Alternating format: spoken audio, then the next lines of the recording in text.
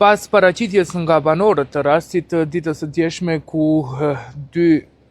burra, pra i ati rreth 90-ave dhe gjali i tij rreth 50-ave, jetonin në këtë banesë që e shihni këtu prapa meje,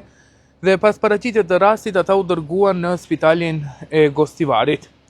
Spitali i përgjithshëm Ferit Murat, pas trajtimit të tyre, ata i ka lëshuar përsëri në të njëjtin vend. Dhe ne këtë e kuptuam edhe gjatë natës së mbrëmshme, se ato në orët e vona të natës janë kthyer në banesën e tyre ku kushtet shnjërzore e bënin të vështirë jetesën. Vlen të theksohet që gjatë gjithë kësaj periudhe janë paraqitur shumë njerëz të cilët donin të ndihmonin dhe të kontribuonin për këtë familje. Ne sot do të drejtohemi në qendrën për punë dhe politikë sociale në Gostivar për t'i pyetur ato se si do vijojë ky proces. A do e marrin ato në dorë këtë rast, apo do duhet që ndonjë humanist, ndonjë organizatë humanitare të ju del në ndihmë këtyre njerëzive. Vlen të theksoj që është paraqitur edhe kryqi i kuqi Republikës Maqedonisë Veriut, gjëgjësisht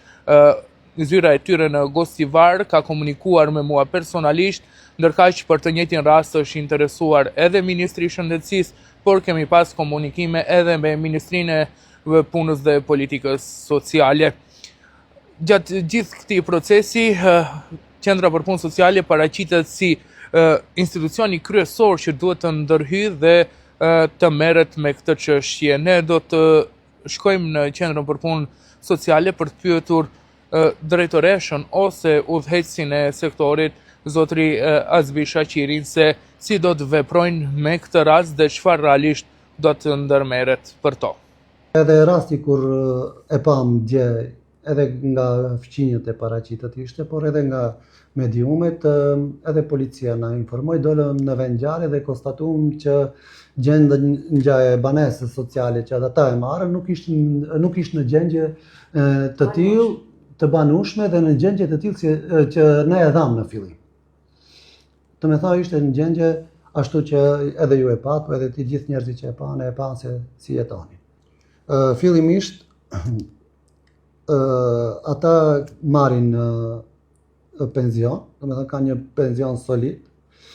mund të funksionojnë në mënyrë pavarët, mbas të dokumentacionit mjekësor që ne posedojmë, edhe tash mbas kompetencave tona edhe ligjeve të parapara me ligjin për mbrojtje sociale, do t'i ndërmarrin të gjitha masat të nevojshme që të mund të rifillojnë ose të mund të jetojnë në mënyrë të denjë dhe ashtu siç duhet. Në fillimisht do konsultohemi ose do shohim çfarë të bëjmë me spitalet psikiatrike, gjithsesi të konstatojmë gjendjen e tyre të shëndetit mendor, dhe nëse konstatohet se të njëjtit janë në gjendje të mirë të shëndetit mendor, atëherë të shohim mënyrën për t'i risocializuar brenda shoqërisë dhe që jetojnë mbas rregullave dhe normave që jetojnë gjithë njerëzit të tjerë. Pasi e dëgjuat edhe deklaratën e zotërisë Shaqirit, vlen të theksoj që ne do të presim edhe disa ditë me që institucionet thonë se do të gjejnë një zgjidhje të duhur për këta persona, ne do të presim disa ditë. Nëse ata nuk e bëjnë punën e tyre, ne do të detyrohemi që të kërkojmë ndihmë nga organizatat humanitare, të cilët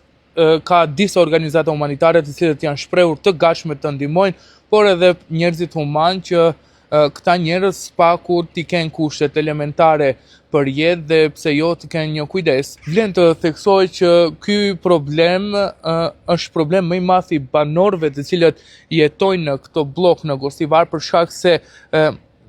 ashtu siç e pat, janë të tmerrshme situatat me të cilët banorët, fqinjët përballen çdo ditë me këta dy persona. Pra, banorët janë në gjendje të rëndë për shkak se çdo ditë detyrohen që të dëgjojnë ose të bërtiturat ose në fakt edhe të mbledhin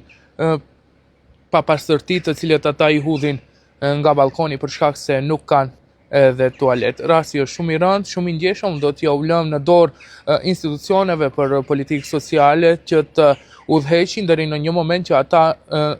shpresojmë që të gjejnë një zgjidhje. Nëse eventualisht ata nuk gjejnë zgjidhje, ne do të detyrohemi që të njëjtat organizata humanitare që na kanë kontaktuar, t'i kontaktojmë dhe t'i vëmë në shërbim të këtyre dy njerëzive, të cilët realisht në këto momente duhet që t'ju ndihmojmë dhe asesi nuk duhet që të lejojmë që të njëjtit të jetojnë në atë gjendje në atë banesë. Faleminderit që keni qenë të shumtë në mbështetje. Mos harroni 071 299 394 është numri i telefonit ku ju mund të paraqitni